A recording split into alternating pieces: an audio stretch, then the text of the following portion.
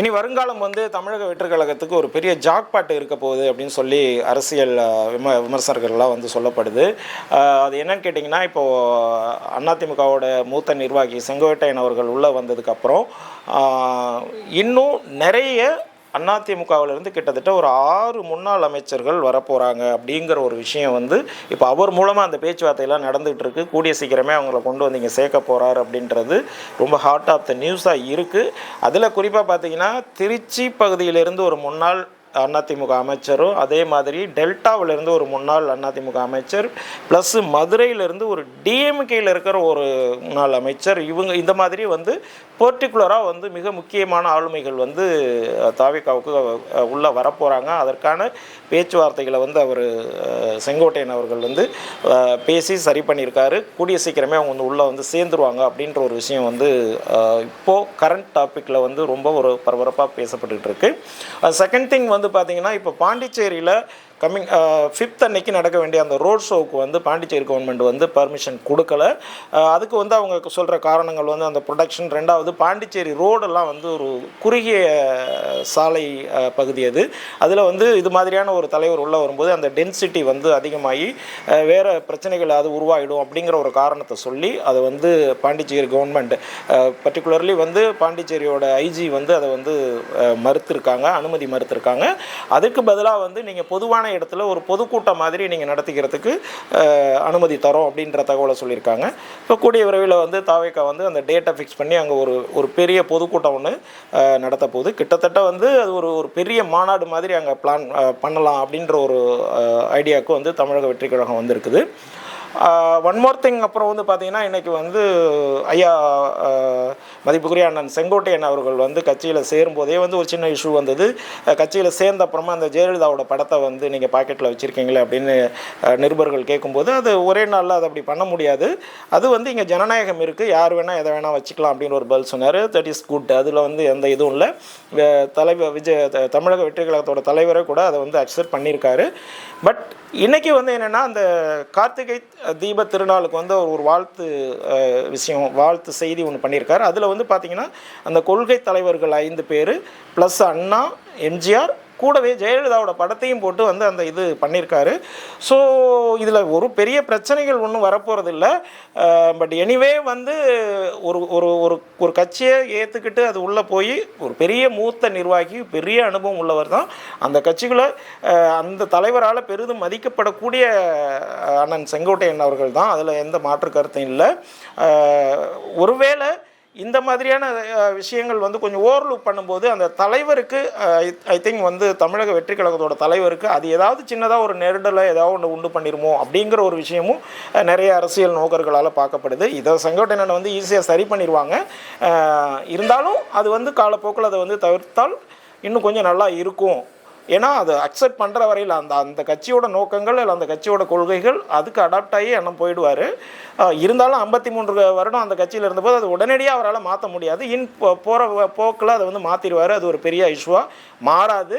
அதை வந்து இப்போ ஏன்னா எதிர்க்கட்சிகள் தமிழக வெற்றி கழகத்தோட வருகையை எதிர்ப்பவர்கள் அல்லது அவர்களை அடக்க நினைப்பவர்கள் இதை ஒரு பேசு பொருளாக உண்டு பண்ணி அதை வந்து பொதுமக்கள்கிட்ட போய் வேறு விதமான ஒரு அரசியலை முன்னெடுத்து போகிறதுக்கு ஒரு வாய்ப்பாக அமைஞ்சிரும் அப்படின்றது தான் நம்ம கருத்து. அதில் வச்சுக்கிறதுல எந்த தவறுமே கிடையாது. ஆனாலும் அதை ஒரு வாய்ப்பாக எதிர்க்கட்சிகள் பயன்படுத்திடுவாங்க அப்படின்ற ஒரு விஷயமாக தான் நம்ம பார்க்குறோம். அதை அண்ணன் செங்கோட்டையன் அவர்கள் வந்து ரொம்ப ஜாக்கிரதையாக ஹேண்டில் பண்ணி தமிழக வெற்றி கழகத்தோட தலைவருக்கு எந்த ஒரு நெருடலும் ஒரு இதுவும் வராமல் அவர் செயல்படுத்திடுவார் அப்படிங்கிறத நம்ம நம்புவோம். அண்ட் ஒன் மோர் திங் வந்து இப்போ கரண்ட்டில் அதிமுகவோட முன்னாள் முதலமைச்சர் 3 முறை முன்னாள் முதல்வராக இருந்த அண்ணன் ஓபிஎஸ் அவர்கள் வந்து இப்போ திடீர்னு வந்து டெல்லியில் போயிட்டு முகாமிட்டு அமித்ஷா அவர்களை மீட் பண்ணியிருக்காரு. ஸோ அந்த விஷயம் வந்து எப்படின்னா, இப்போது செங்கோட்டையன் அண்ணா அவர்களோட ஒரு தெளிவான முடிவு எடுத்து ஒரு இடத்துக்கு போயிட்டார். ஓபிஎஸ் அவர்கள் வந்து ஒரு தெளிவான பாதைக்கு இன்னும் வரலையோ அப்படின்னு தான் தோணுது. ஏன்னா திருப்பி அவர் வந்து மக்களை சந்திக்காமல் கோர்ட்டு படிவேசல ஏறுறதும் லீகலான நடவடிக்கைகளில் போகிறதும் முழுக்க பிஜேபி தலைவர்களே போய் பார்க்குறதுமாவே இருக்கார். இது ஒரு மாதிரியான ஒரு அரசியல். இது வந்து 3 முறை முன்னாள் முதலமைச்சராக இருந்த அண்ணன் ஓபிஎஸ் அவர்கள் மக்களை சந்திக்கணும். அந்த அந்த கட்சியில் ஒரு பெரிய தலைவராக நீங்கள் உங்களை நினைக்கும் போது நீங்கள் அந்த உங்கள் தொண்டர்களை போயிட்டு அங்கே போய் நியாயத்தை இவர் கேட்கணும் அப்படிங்கிறது தான் பொதுமக்களோட அந்த கட்சி தொண்டர்களோட எதிர்பார்ப்பாக இருக்குது. இவர் பொதுமக்கள்கிட்டையும் அந்த தொண்டர்கள்ட்டையுமே போகிறது கிடையாது. இவர் பண்ணுற ஒரே வேலை வந்து ஒன்று கோர்ட்டுக்கு போகிறாரு, அப்படி இல்லைன்னா பிஜேபியோட ஆஃபீஸுக்கு போயிடுறாரு. இது ஒரு வித்தியாசமான அரசியல் தான் அவர் பண்ணுறாரு. ஸோ இந்த மாதிரியான ஒரு போக்கு இருக்கும்போது இன்னொரு பக்கம் வந்து அண்ணன் செங்கோட்டையன் தாவேக்கா வந்ததுனால ஓபிஎஸ் டிடிவி போன்றவர்களும் தாவேக்கா வருவாங்க அப்படின்னு ஒரு செயல்பாடு இருக்கிற அந்த பட்சத்தில் இவர் திடீர்னு ஒரு யூட்டர்ன் போட்டு ஒரு பிஜேபி வாசலில் போய் நிற்கும் போது திருப்பி இவர் எப்படி தாவேக்காவுக்கு வருவார்? ஏற்கனவே அண்ணன் செங்கோட்டையன் தாவேக்காவுக்கு வரதையே வந்து பிஜேபியோட பி டீமு பிஜேபி தான் அனுப்பிச்சி வச்சிருக்காங்கன்னு ஒரு விஷயம் இருக்கும்போது இவர் திடீர்னு அங்கே போய் அமித்ஷாவை பார்த்துட்டு திருப்பி எப்படி அவர் தாவேக்காவுக்கு வருவார்? அது அவரோட அரசியலை அவராகவே சுருக்கிக்கிறாரு அப்படின்றது தான் நம்ம பார்க்க வேண்டியிருக்கு. அவர் ஏதோ ஒரு வித்தியாசமான அரசியலை பண்ணுறாரு. ஏன்னா ஒரு 11 எம்எல்ஏக்கள் அவர் பின்னாடி இருந்தாங்க. ஆனால் இன்று இருப்பது வெறும் 2 எம்எல்ஏக்கள் தான் அவர் கூட இருக்காங்க. அப்போ அவரோட அரசியல் வளர்ச்சி எப்படி இருக்குன்னு அது அவரே தான் புரிஞ்சுக்கணும். அந்த அதிமுக அவரை நம்பி இருக்கிற தொண்டர்களும் இதை புரிஞ்சுக்கணும் அப்படின்னு தான் நம்ம பார்க்குறோம். இந்த அரசியலை வந்து ரொம்ப தெளிவாக பண்ணணும், மக்களையும் தொண்டர்களையும் அவர் குழப்பக்கூடாது அப்படிங்கிறது ஒரு பாயிண்ட்டாக நமக்கு இருக்குது. அடுத்து இன்னொரு விஷயம் பார்த்திங்கன்னா, இப்போது அந்த டிட்வா புயல் இது சம்மந்தமாக பார்த்திங்கன்னா கடந்த 3 நாட்களாக சென்னையில் வந்து தொடர்ச்சியான மழை, பெருமழைன்னு சொல்லலாம், கண்டினியூவாக பெஞ்சிகிட்டு இருக்குது. இதில் வந்து பார்த்திங்கன்னா இந்த பெருநகரங்கள் மீன்ஸ் பெரிய ரோடு அந்த மாதிரி இருக்கிற இடங்களில் அந்த தண்ணி பிரச்சனை கம்மியாக இருக்குது. அதை தான் நம்ம டெலிவிஷனில் நிறைய பார்க்குறோம். ஆனால் சுற்று வட்டார பகுதிகள், குறிப்பாக ஓஎம்ஆர் போன்ற பகுதிகள், ஆவடி போன்ற பகுதிகள், வடசென்னை, இந்த மாதிரியான அந்த பகுதிகள் எல்லாமே தண்ணீரால் நிரப்பப்பட்டிருக்கிறது. எல்லா ரோடுகளும் இப்போ நிரப்பப்பட்டிருக்கு. எல்லா சப்வேயும் வந்து தண்ணி வந்து நின்று போக்குவரத்து நிறைய விஷயங்கள் வந்து இதுவாக தான் இருக்குது. இது எப்போதுமே இந்த நவம்பர் டிசம்பர் காலங்களில் இந்த மாதிரியான பெருமழை பெருவெள்ளம் வர்றது வந்து நம்ம சென்னை போன்ற நகரங்களுக்கு அது அந்த கால சூழ்நிலையில் அது வரதான் செய்யுது. ஆனால் ஒவ்வொரு தடவையும் இதை அந்த மக்கள் வந்து இந்த துன்பத்தை வந்து அனுபவிச்சுக்கிட்டே தான் இருக்காங்க. ஒவ்வொரு கவர்மெண்ட்டும் வரும்போது அதுக்காக நான் முன்னேற்பாடை நாங்கள் தெளிவாக இருக்கோம், எல்லாமே பண்ணிட்டோம் அப்படி தான் சொல்கிறாங்க. இப்போ இந்த கவர்மெண்ட் வந்ததுக்கு அப்புறம் கூட பார்த்திங்கன்னா கடந்த 4 வருடத்தில் சென்னை மாநகராட்சி இந்த மழைநீர் வடிகால் வேலையை மட்டும் செய்யறதுக்கு கிட்டத்தட்ட 5201 கோடி ரூபாயை செலவு பண்ணியிருக்காங்க 4 வருடங்களில். அதே மாதிரி இந்த 2025-26 இந்த பட்ஜெட்லேயும் மாநகராட்சி வந்து 1233 கோடியையும் ஒதுக்கியிருக்காங்க. கிட்டத்தட்ட 6233 கோடி ரூபாயை இந்த மழைநீர் வடிகால் சரி பண்ணுறதுக்கு மட்டும் செலவு செய்யப்பட்டதாக அரசு தரப்பில் பட்ஜெட்டில் அவங்க வந்து வெளிப்படுத்தியிருக்காங்க. ஆனால் தண்ணீர் பார்த்திங்கன்னா எல்லா ஏரியாவிலையும் மிதந்துக்கிட்டு தான் இருக்குது. இப்போ என்ன ஒர்க் பண்ணாங்க, என்ன வேலை நடந்தது அப்படிங்கிறது ஒன்றுமே புரியல. இது வந்து மழையும் வெள்ளமும் வர்றது இன்றைக்கி புதுசு இல்லை. ஒவ்வொரு வருஷமும் நவம்பர் டிசம்பர் காலங்களில் இது வந்துக்கிட்டே தான் இருக்குது. மக்கள் வெள்ளத்தில் மிதந்துக்கிட்டே தான் இருக்காங்க.